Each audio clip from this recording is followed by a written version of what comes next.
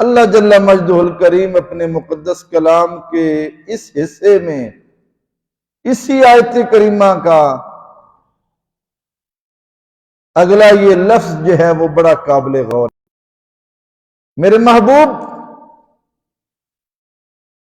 میرے بندوں تک میرا یہ پیغام پہنچاؤ، اگر تم اللہ کی محبت کے دعوے دار ہو تو تمہارے اوپر مانیاں کرتا رہوں۔ اس نے مجھے زندگی جیسی عظیم نعمت سے اس لیے نوازا تھا۔ علامہ کہتے ہیں زندگی آمد برائے بندگی، زندگی بے بندگی شرمندگی۔ اللہ جل مجدہ الکریم اپنے مقدس کلام کے پھر اس حصہ میں فرماتے ہیں، جب تم نے میرے حبیب کی اتباع کو اپنے اوپر لازم کیا تو میرے محبوب کی اتباع کا تمہیں ثمر یہ ملے گا، فائدہ یہ پہنچے گا۔ وَيَغْفِرْ لَكُمْ ذُنُوبَكُمْ، تمہاری زندگی کی ساری خطائیں معاف ہو جائیں گی، تمہاری خطائیں معاف ہو گئیں۔ اللہ نے تمہیں اپنا محبوب بنا لیا۔ کوئی سوچے بھائی کوئی ایک گناہ ہوتا تو چلو بات، دو گناہ ہوتے، تین گناہ ہوتے، اتنے گناہ، اتنی غلطیاں۔ میرا رب اپنے مقدس کلام میں فرماتا ہے میرے بندے اپنی غلطیوں کو ہی نہ دیکھا کر، کبھی میری رحمت کی طرف بھی نظارہ کر۔ واللہ غفور الرحیم، اللہ بڑا بخشنے والا، بڑا مہربان۔ اور میرے حبیب صلی اللہ علیہ وسلم، آپ میرے ان بندوں کو جو تیرے دامن کرم سے وابستہ ہو گئے، جنہوں نے تجھے اپنا محبوب بنایا، جنہوں نے اللہ کی وحدانیت کا اقرار کیا، اللہ کے رسول کی اتباع کو لازم بنا لیا، ان کے لیے آپ یہ فرما دے مومنو، تم جہاں بھی ہو، مسجد میں ہو یا بازار میں، کسی بھی حال کے اندر ہو، کسی بھی شعبہ کے اندر ہو، تجارت کے معاملات ہو، لین دین کے معاملات ہو، خوشی غمی کے معاملات ہو، تمہاری زندگی کا کوئی بھی حصہ ہو، یاد رکھنا تم ہر وقت اللہ کی عدالت میں ہو۔ تم اللہ اور اس کے رسول کی اطاعت کو کبھی بھی ترک نہ کرنا، ہر دم، ہر لمحہ، ہر لحظہ اطیعوا اللہ و اطیعوا الرسول۔ یہاں فرمایا اطیعوا اللہ والرسول، تم اطاعت کرو اللہ کی اور اس کے رسول صلی اللہ علیہ وسلم کی۔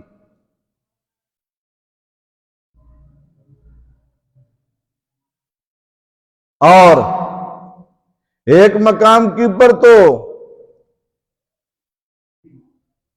اس خوبصورتی کے ساتھ، پیارے نتیجہ کے ساتھ دنیا کے سامنے رکھا، لوگوں تم یہ سمجھو کہ ہمیں کیا پتا کہ اللہ کی اطاعت کیسے کرنی ہے؟ تم نے اللہ کو دیکھا نہیں، اللہ کو معاملات کرتے ہوئے تم نے پایا نہیں ہے۔ فرمایا یاد رکھو من یطع الرسول فقد اطاع اللہ، جس نے رسول کی اطاعت کی ہے اس نے حقیقت میں اللہ ہی کی اطاعت کی ہے۔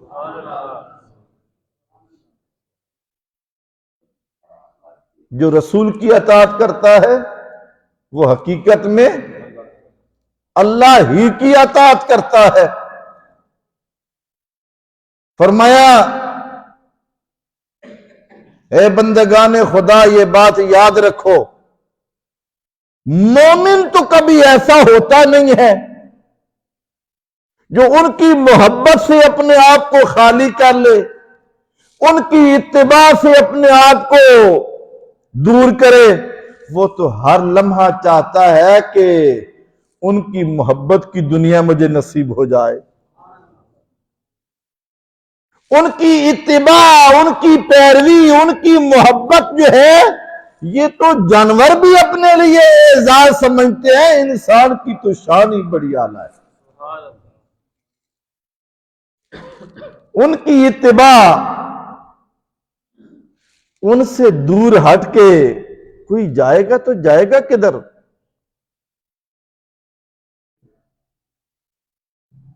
جانور جو ہیں وہ بھی ان کی محبت کے اور ان کی اتباع اپنے لیے اعزاز سمجھتے ہیں، اور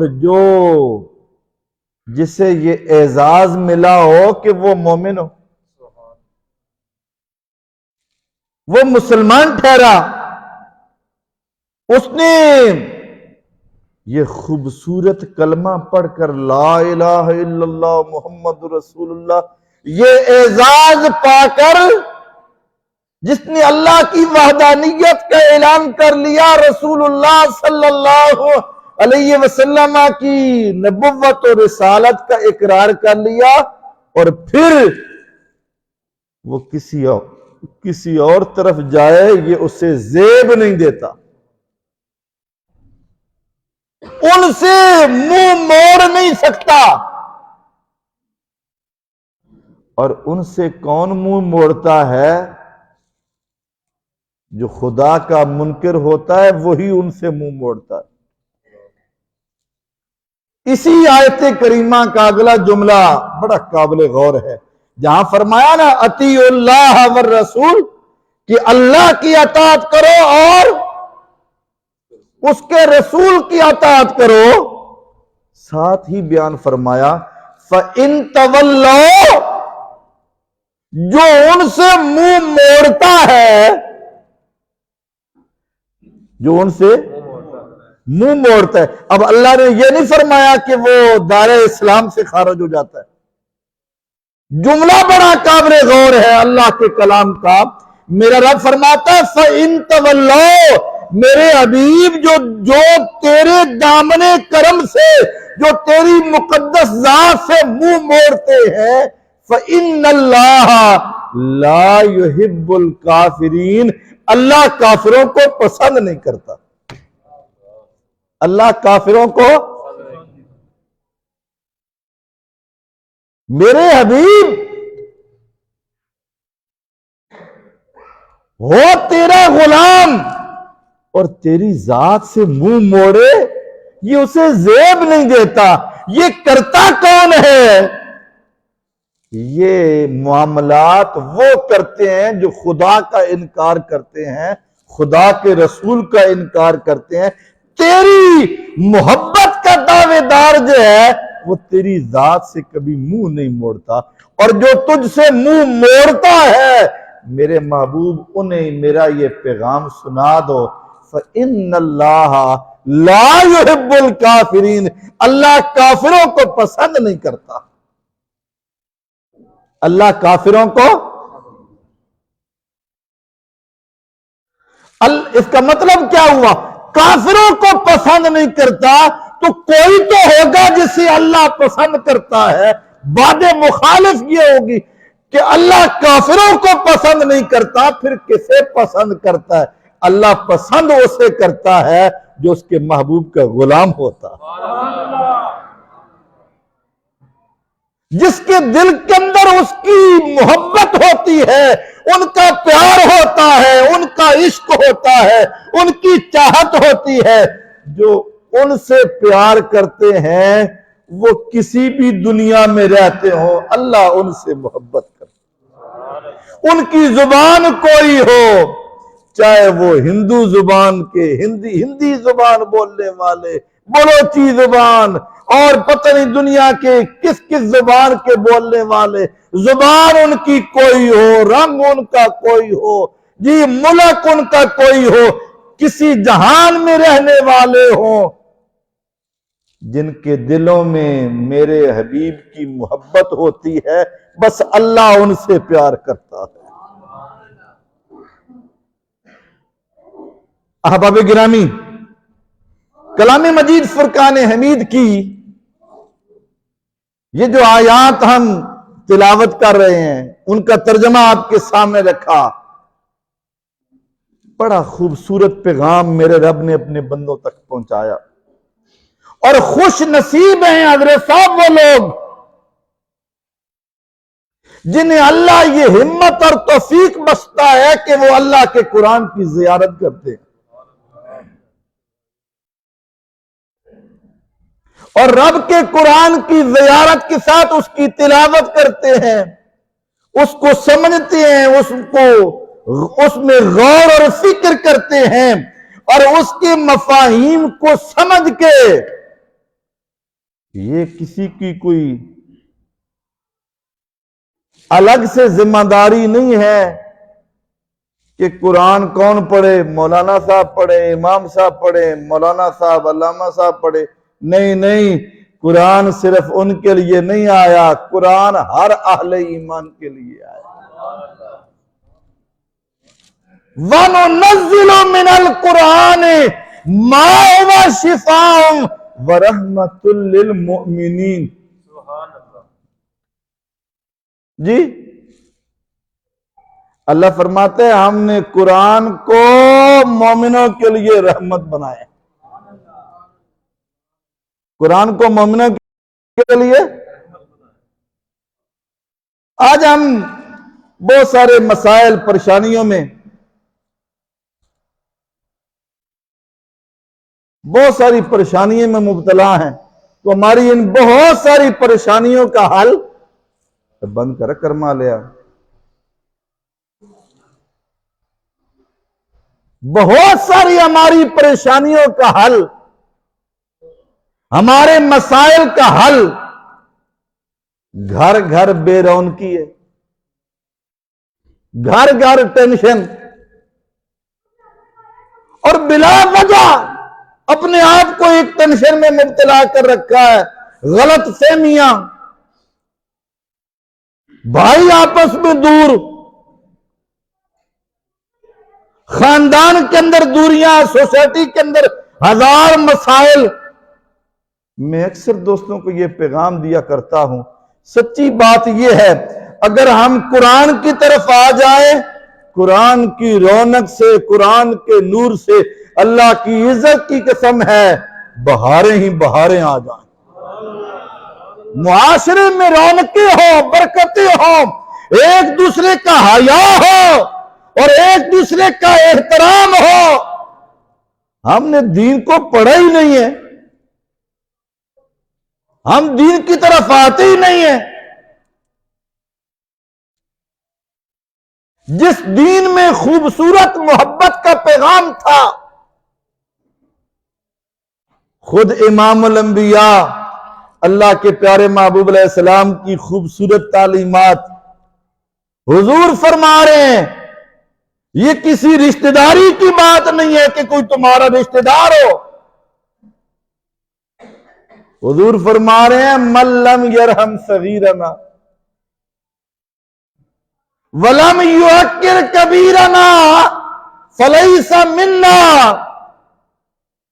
جو ہمارے چھوٹوں پہ رحم نہیں کرتا، بڑوں کا احترام نہیں کرتا، وہ میں محمد کے طریقے پہ نہیں ہے۔